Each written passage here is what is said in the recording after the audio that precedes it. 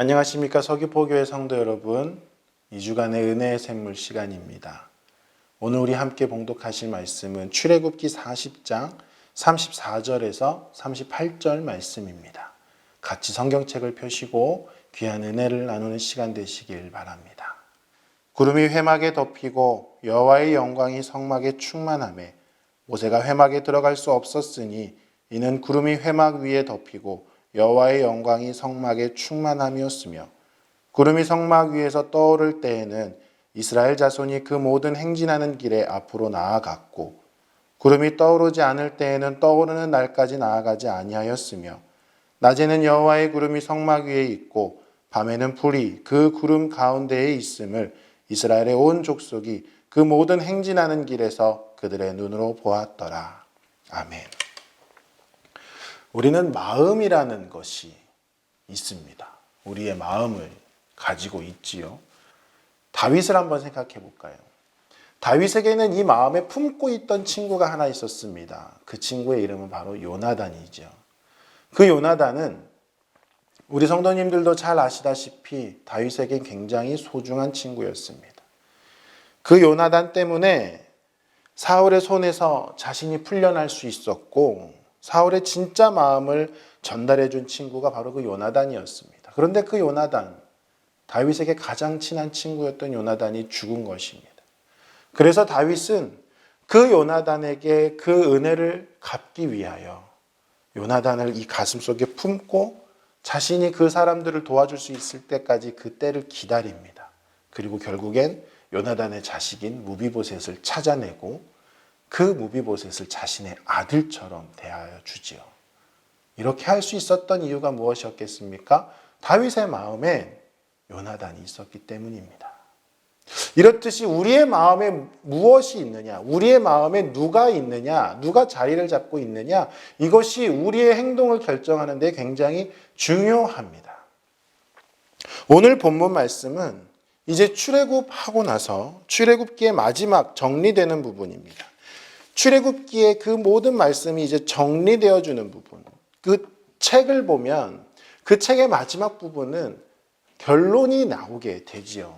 하나님께서 오늘 본문 말씀 속에서 여호와의 성막을 만들고 그 위에 충만하신 모습을 그리고 구름 기둥과 불 기둥으로 인도하여 주시는 그 모습들을 마지막에 나타내 주십니다. 사실 이 성막을 완성하는 것은 출애굽하고 1년 후의 모습입니다. 하지만 하나님께서 이러한 형식 가운데 출애굽기 40장에 이것을 갖다 두신 이유가 무엇이었을까? 우리가 그것을 좀 살펴보자는 것이죠. 출애굽기를 정리하는 날이니 출애굽기 1장부터 한번 살펴보면 출애굽기 1장에 그 당시에 이스라엘 백성들은 어느 정도 하나님을 알고 하나님을 믿고 있었습니다. 출애굽기 1장 7절 말씀에 이스라엘 자손은 생육하고 불어나 번성하고 매우 강하여 온 땅에 가득하게 되었더라. 하나님께서 이스라엘 백성들이 하나님을 믿고 살아가니까 생육하고 번성하게 되어서 온 땅에 매우 강하여지게 가득하여지게 만들어 주셨다라는 것입니다. 그렇게 이스라엘 백성들이 애굽에서 살아오고 있는데 이 애굽의 변화가 일어납니다. 어떤 변화냐? 출애굽기 1장 8절입니다. 요셉을 알지 못하는 새 왕이 일어나 애굽을 다스리더라. 이전에는 그 요셉을 알던 왕들이었기 때문에 이스라엘 백성들에게 후하게 해주고 도와주고 했던 일들이 있습니다. 그런데 이제는 이 왕들이 요셉을 알지 못하였던 겁니다. 요셉을 알지 못하였던 이 왕인 바로가 보니까 이스라엘 백성들은 너무 무서운 존재들입니다. 혹여나 전쟁이 나서 전쟁을 나갔을 때 자신의 뒤통수를 칠 수 있지 않을까라는 염려를 합니다. 그 수가 온 땅에 퍼질 정도로 많아지니까 두려운 존재들이 됩니다. 그래서 어떠한 방안을 대책을 세우냐면 이들을 고된 노역을 시키기로 하는 것이죠. 그리고 두 번째로 더 이상 이 히브리 사람들이 넘쳐나지 않게 히브리 산파를 회유하여서 그들에게 아들이 태어나면 그 아들을 죽이라라는 것입니다. 그런데 그 산파들이 하나님을 경외하였기 때문에 하나님께서는 이 산파들을 통하여 남자아이들이 죽는 것을 막아주십니다. 그런데 정작 이 고된 노역은 어떻게 할 수 없었던 것 같습니다. 출애굽기 1장 13절에서 14절 말씀을 봅시다. 이스라엘 자손에게 일을 엄하게 시켜 어려운 노동으로 그들의 생활을 괴롭게 하니 곧 흙 이기기와 벽돌 굽기와 농사의 여러 가지 일이라. 그 시키는 일이 모두 엄하였더라. 우리나라 말로 번역된 이 개역개정의 성경 말씀을 보면 이 바로가 고된 노동을 시켰다, 일을 시켰다, 워크를 시켰다, 여러 가지 일을 시켰다, 괴롭게 하는 일을 시켰다. 그 일이라는 단어로 우리가 생각을 하게 됩니다. 그런데 우리가 조금 더 예전에 번역이 된 킹제임스 버전이라는 영어 성경을 책을 살펴보면 이 work라고 생각했던 우리가 이 일이라는 단어가 work가 아닙니다. 이 단어에 지금 화면을 보시면 아시다시피 serve라는 단어를 사용합니다. 섬기다. 즉 바로는 일을 시키면서 강제로 노동만 시켰던 것이 아니고 그 뒤에 숨겨진 의미가 무엇이 있었냐면 너희가 이전에는 하나님을 섬겼느냐? 이제는 나를 섬겨야 할 것이다. 바로의 의도는 여기에 있었던 겁니다. 너희가 이제는 하나님을 섬기지 말고 너희들의 마음의 중심에 하나님이 아니라 나를 두어야 한다. 나 바로 왕. 너희는 이제부터 나 바로 왕을 섬기는 백성들이 되어야 한다. 그 숨겨진 의도가 바로의 숨겨진 의도가 있었던 것이죠. 그래서 출애굽기 4장에 하나님께서 모세를 통해서 바로에게 뭐라고 말씀하시냐면 너는 바로에게 이르기를 여호와의 말씀에 이스라엘은 내 아들 내 장자라 내가 내게 이르기를 내 아들을 보내주어 나를 섬기게 하라. 하나님께서 바로에게 직설적으로 말씀하시는 겁니다. 네가 이스라엘 백성들에게 하나님이 아니고 너를 섬기라고 이야기하지 않았느냐? 그러니 이제부터 이 이스라엘 백성들은 내 자녀들이니 네가 아닌 나를 섬기게 하라. 그러니 출애굽 시켜주어라. 라고 하나님께서 바로에게 말씀하시는 것이죠. 만약에 이스라엘 백성들이 바로의 이러한 강압적인 요구, 하나님이 아닌 나를 섬겨야 된다. 이 가장 강한 노동 속에서 그 노동을 할지라도 바로를 섬겨야 된다라는 이 강압 속에서 이스라엘 백성들이 히브리 산파들처럼 반응했다면 어땠을까요? 히브리 산파들은 지혜롭게 그 상황을 잘 넘겨갔습니다. 그랬더니 히브리 산파들에게 하나님께서 복에 복을 주셔서 번창하였다. 그 백성은 번성하고 매우 강해지니라.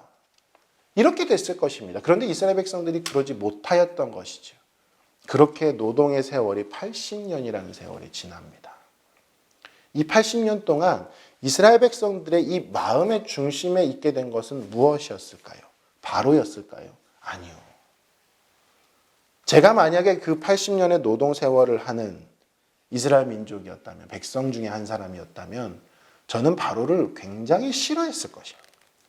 바로는 자기 자신을 섬기기를 원했지만 그들의 마음에 자신이 있기를 원했지만 정작 그들의 마음에 자리 잡고 사단이 그들의 마음속에 자리 잡게 한 것은 무엇이었느냐? 바로 나라는 존재였습니다. 고된 노역에 지쳐있는 나. 빨리 이 상황을 벗어나고 싶은 나. 바로의 통치에서 벗어나고 싶은 나. 출애굽하는 그 당시에 이스라엘 백성들의 삶의 중심에는 무엇이 있었느냐? 그들 자신이 있었다라는 것이죠. 그래서 하나님께서 모세를 통하여 이스라엘 백성들에게 출애굽시킬 것이다 라는 말씀을 하셨을 때 6장 9절 말씀입니다. 모세가 이와 같이 이스라엘 자손에게 전하나 그들이 마음의 상함과 가혹한 노역으로 말미암아 모세의 말을 듣지 아니하였더라. 하나님의 말씀을 듣지 않습니다. 하나님의 말씀을 듣지 않는 게 이때뿐이었겠습니까? 이들은 자신들의 상황만 보이기 때문에 모세를 원망하고 하나님을 원망합니다. 왜 출애굽시켰느냐? 차라리 그곳에서 노동하다 죽는 게 더 낫겠다. 출애굽을 하고 바로 다음입니다. 홍해바다가 앞에 있는데 뒤에는 애굽의 군대가 쫓아옵니다. 그때 이 이스라엘 백성들이 뭐라고 하냐면 그들이 또 모세에게 이르되 애굽에 매장지가 없어서 당신이 우리를 이끌어내어 이 광야에서 죽게 하느냐? 어찌하여 당신이 우리를 애굽에서 이끌어내어 우리에게 이같이 하느냐? 애굽을 섬기는 것이 광야에서 죽는 것보다 낫겠다.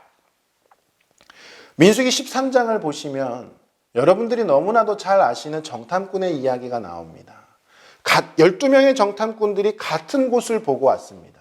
그런데 그 반응이 다르죠. 10명의 정탐꾼들은 이렇게 이야기합니다. 가나안 땅, 좋은 땅 맞습니다. 적과 꿀이 흐르는 땅 맞습니다. 하지만 그곳 사람들은 매우 강하고 거인처럼 덩치가 커서 그들 앞에 서면 우리는 메뚜기 같습니다. 그리고 그들이 지키고 있는 그 성벽은 너무나도 두껍고 높아서 감히 우리가 점령할 수 없습니다라는 고백을 하죠. 그런데 갈렙은 여기서 이렇게 고백합니다. 우리가 가나안 사람들을 분명히 이길 수 있습니다. 하나님께서 함께하여 주시니 우리는 이길 수 있습니다. 왜 이런 반응이 다를까요?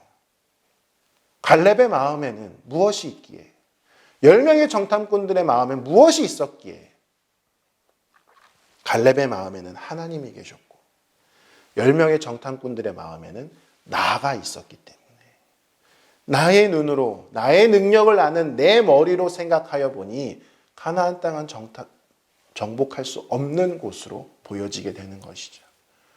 그 이야기를 들은 이스라엘 백성들도 같은 반응이었습니다. 홍해바다를 가르셨던 하나님은 이미 그들의 마음에 없습니다. 오늘 아침에도 분명히 만나를 먹었을 텐데 그 만나를 주신 하나님의 은혜는 없습니다. 오롯이 지금 자기 마음속에 가장 높은 곳에 자기 자신만이 보일 뿐인 것이죠. 그래서 하나님께서 이스라엘 백성들을 40년 동안 광야 생활을 시키신 겁니다. 그런데 그 광야 생활을 할 때에 하나님께서 진영을 짜주십니다. 그 진영이 어떻게 되냐면 보시다시피 지파들의 각각의 지파들이 이렇게 동서남북으로 나뉘어져 진열이 되고 그 가운데 무엇이 있습니까? 성막이 있습니다. 오늘 본문 말씀 35절 말씀입니다. 모세가 회막에 들어갈 수 없었으니 이는 구름이 회막 위에 덮이고 여호와의 영광이 성막에 충만하였으며, 모세가 있을 공간이 전혀 없는 곳이 바로 이 성막이었습니다. 즉 성막은 사람을 위해서 만들어진 것이 아니라 오롯이 그곳에 임재하시는 하나님을 위해서 만들어진 공간이었던 것입니다. 즉 하나님께서 이스라엘 백성들의 그 12지파의 각각의 진영 가운데 가장 중심되는 곳에 왜 이 성막을 두셨느냐? 너희들의 삶의 자리에, 너희들의 각각의 그 마음의 자리에 내가 있어야 된다. 내가 그 자리에 자리하고 있어야 된다라고 말씀하여 주시는 것입니다. 그들은 노예 생활을 하게 되면서 바로로부터 강압적으로 하나님이 아닌 바로를, 그리고 자기 자신을 섬기게 되었습니다. 그러면서 그들의 마음에는 하나님이 아닌 자기 자신이 가득 차게 된 것입니다. 그렇게 80년을 살았습니다. 그래서 하나님께서 이제는 그 모습을, 그 마음을 갈아엎기를 원하시고 그 모습을 보여주시는 것입니다. 만약 하나님이 앞서 있었다면, 하나님이 그들의 마음에 있었다면 그들은 하나님께서 너희들을 구해줄 것이다 라고 했을 때 감사하였을 겁니다. 홍해바다 앞에서 모세를 원망하고 하나님을 원망하는 것이 아니라 하나님께 더욱 간절히 기도했을 것입니다. 정탐하고 돌아왔을 때 갈렙과 같은 반응이 이스라엘 백성들 전체 안에서 나올 수 있었을 것입니다. 그런데 그렇지 못하였다는 것입니다. 그래서 하나님께서 성막을 이스라엘 진영의 가운데에, 그리고 그곳은 사람이 들어오지 못할, 하나님께서 허락하신 자들, 제사장들만 들어올 수 있게 그렇게 하나님이 만드셨다는 것이죠.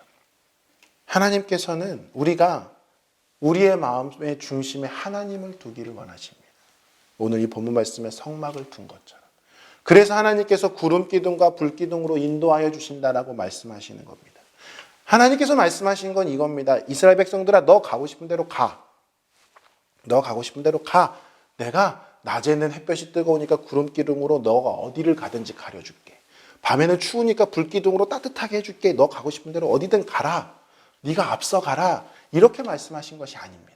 하나님께서는 내가 성막 가운데 있다. 너희들의 중심에 내가 있다. 구름 기둥과 불 기둥으로 내가 인도하여 줄 것인데 너희는 그것대로 따라오면 된다. 그들의 삶의 중심에 내가 아닌 하나님을 두길 원하셨고 구름 기둥과 불 기둥으로 따라오는 훈련을 시키시며 자기 자신을 버리는 그 모습을 계속 하여 주셨던 것입니다. 요한복음 15장에 보면 예수님께서 이렇게 말씀하십니다. 나는 포도나무요 너희는 가지다. 그럼 가지의 역할이 무엇일까 우리가 생각해 보면 많으신 분들이 가지의 역할은 열매를 맺는 것이다 라고 이야기를 하십니다. 그런데 우리가 이런 생각해 본 적 없으십니까? 그럼 그 열매를 가지의 역할이 열매를 맺는 거면 내 힘으로 내 능력으로 이 열매를 맺어야 되는 것인데 나 어떻게 해야 되지? 그런데 가지의 역할은 열매를 맺는 것이 아닙니다. 가지의 역할은 열매를 맺는 것이 아니라 예수 그리스도께 붙어 있는 것이 가지의 역할입니다. 예수님께서 주시는 그 은혜를 잘 통로가 되어서 잘 전달하면 가지의 끝까지 그 영양분을 쭉 내보내주면 이 열매는 저절로 나게 되어 있습니다. 그래서 예수님께서는 가지는 예수 그리스도의 그 나무에, 포도나무에 붙어 있으면 된다라고 말씀하신 겁니다. 즉 우리는 나의 힘으로 열심히 열매 맺으려고 하는 것이 우리의 노력이 아니라 우리의 노력의 방향은 열매 맺으려고 하는 것에 두는 것이 아니라 예수 그리스도께 붙어 있으려고 노력해야 됩니다. 내 마음의 중심에 하나님을 두려고 노력하셔야 됩니다. 내가 하기 싫더라도 말씀 보기 위해서 노력하시고 하나님의 말씀을 이해하기 위해서 알려고 노력하시고 그 말씀대로 살려고 노력하시는 그 노력이 하나님과 동행하려고 하시는 그 노력이 우리에게 필요한 것입니다. 그래서 하나님께서는 우리의 삶의 중심에 성막을 두라. 구름기둥과 불기둥으로 인도하여 준 대로 따라오라라고 말씀하시는 것입니다. 사랑하는 서귀포교회 성도 여러분, 하나님께서는 오늘 말씀을 통하여 이 출애굽기를 통하여 너희들의 마음에 있는 그 나라는 존재를 거두어버리고 이제는 너희의 중심에 하나님을 두어야 된다. 이스라엘 백성은 이게 40년이 더 걸립니다. 그 광야 생활. 우리도 지금 살아가는 이 삶 속에서 그 광야 생활, 나의 마음의 중심에 하나님을 두시는 서귀포교회 성도 여러분들이 되기를 간절히 기도합니다. 기도하겠습니다. 사랑의 하나님 아버지, 하나님의 은혜로 저희들이 살아오고 있음을 다시 한번 깨닫습니다. 그럼에도 불구하고 내 삶의 주인을 아직까지도 나로 정하여 있는 저희들의 모습을 용서하여 주시고 이제는 온전하게 예수 그리스도께 붙어서 가지의 역할을 잘 감당할 수 있는 저희들 될 수 있도록 인도하여 주시옵소서. 감사드리며 예수님의 이름으로 기도드립니다.